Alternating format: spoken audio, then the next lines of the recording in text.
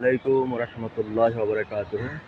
প্রিয় মুসল্লিয়ান একরাম, ফেসবুক বন্ধুরা, আমরা অনেকেই রোজা রাখি। তো আসলে কাদের জন্য রোজা রাখা যাবে না, সেই বিষয় নিয়ে আজকে আলাপ করব এবং কিভাবে আমাদের রোজাগুলো অনেকে ভাবে যে আমাদের রোজা ভেঙে গেছে। তো এই বিষয় নিয়ে একটু সংক্ষিপ্ত আলোচনা। যারা রোজা রাখতে পারবে না তারা হলো যারা নাবালক, যারা এখনও নাবালক হয়নি, শিশু, যেমন 7 বছর পর্যন্ত অথবা 11 বছর পর্যন্ত এরা রোজা রাখতে পারবে না। দ্বিতীয়ত, যারা পিরিয়ড চলাকালীন সময়, অনেক মায়েদের পিরিয়ড চলাকালীন সময়, এই সময় রোজা রাখা যাবে না। এই রোজাগুলো তাদের 6 দিন 7 দিন, এই রোজাগুলো তারা পরে কাজে রাখতে পারবে এবং রাখতে হবে তাদেরকে। কিন্তু তারা যদি বলে যে আমাদের এই 7 দিন আল্লাহ মাফ করে দিয়েছেন, তা না, কিন্তু এই 7টি রোজা আবার পরে রাখতেই হবে।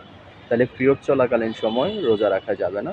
দ্বিতীয়ত, যারা একদম গুরুতর অসুস্থ, মানে তার রোজা রাখলে এই মুহূর্তে তার শারীরিক কোনো ক্ষতি হয়ে যাবে, তাহলে সেই ক্ষেত্রে সে রোজা রাখার দরকার হবে না এবং সে অসুস্থ অবস্থায় যে রোজাগুলো, এগুলো পরে কাজা করতে হবে।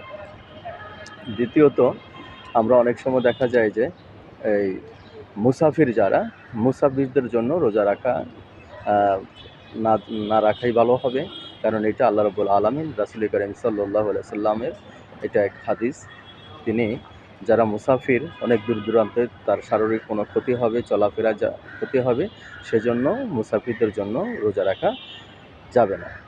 তো আজকে আমরা কি কারণে অনেকেই আমরা ভাবি যে রোজা আমাদের ভেঙে গেছে। রোজা ভাঙার কয়েকগুলো নিয়ম আছে এবং কয়েকগুলো নিয়ম আমরা নিজেরাই আবিষ্কার করেছি। যেমন অনেক সময় দেখা যায় যে আমরা যদি কেউ ইচ্ছাকৃতভাবে বমি করি, তাহলে রোজা ভেঙে যাবে। আর যদি এমনি স্বইচ্ছায় কখনো বমি হয়, তাহলে কিন্তু রোজা ভাঙবে না। অনেক সময় আমাদের নাইট প্রেশার হয়, শরীর খারাপ হয়ে যায়। সেক্ষেত্রে অনেকে ভাবে যে আপনি তো ঘুমন্ত অবস্থায় ছিলেন, আপনার শরীর খারাপ হয়েছে, সেজন্য কিন্তু আপনার রোজা ভাঙেনি। কিন্তু আমরা অনেক সময় রোজা ভেঙে ফেলি। এটা কাজটা করা যাবে না। কারণ আমাদের শরীরে নাইট প্রেশার হইতেই পারে, শরীর খারাপ হতে পারে। এটা ঘুমন্ত অবস্থায় ছিলেন, আপনি ইচ্ছাকৃতভাবে নাইট প্রেশার করেন নাই। সুতরাং তাহলে কি করতে হবে? এই রোজা রাখবেন, রোজা আপনি ভাঙে নাই। 3 নাম্বার হলো, আমরা অনেকেই এই দেখা যায় যে আমরা অনেকে কিছুক্ষণ পর পরে অনেকে থুতু ফেলি। তো অনেকে দেখবেন রোজা রাখে নাই, তারাও কিন্তু থুতু ফেলে। কারণ রোজাদারকে দেখায় যে আমি রোজা আছি, আসলে সে রোজা রাখে নাই।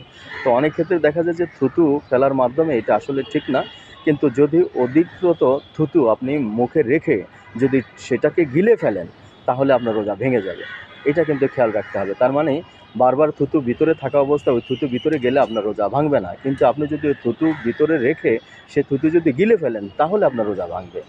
তাহলে সিস্টেমগুলো একদম সহজ। আল্লাহ রাব্বুল আলামিন আমাদেরকে একদম সহজভাবেই রোজা রাখার নিয়মগুলো দিয়েছেন।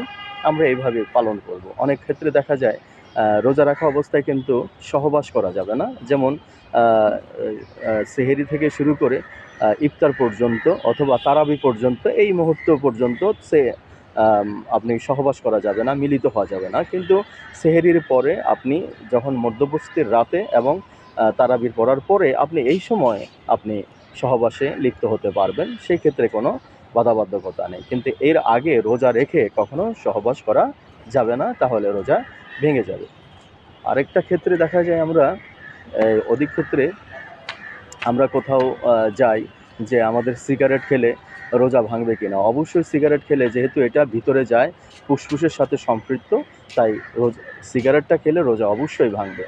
কিন্তু যারা দিচ্ছেন, ইনহেলা দিলে কিন্তু আপনার রোজা ভাঙবে না, কারণ এটা ফুসফুসে যায় না। ফুসফুসে যে জিনিসটা যাবে সেটা যাওয়ার মাধ্যমেই সেটা রোজা ভেঙে যাবে। কিন্তু ফুসফুসে ছাড়া, যেমন আপনি ইনহেলা দিবেন, রোজা ভাঙবে না, কিন্তু সিগারেট খাবেন, রোজা ভেঙে যাবে। এটা কিন্তু সতর্কতার সাথে আমাদেরকে মেনেই চলতে হবে। পাশাপাশি আমরা অনেক ক্ষেত্রে দেখা যায় আমরা এই অজান্তেই আমরা হয়তো অনেক কিছু খেয়ে ফেলি, কিন্তু এটা তো আপনি অজান্তে খেয়ে ফেলেছেন। কিন্তু সেটা যখনও পর্যন্ত টাং পর্যন্ত না যায়, সেটা বের করে ফেলে দিবেন, তাহলে আপনার রোজা ভাঙবে না। এই ক্ষেত্রগুলো আমাদেরকে লক্ষণীয় খেয়াল রাখতে হবে।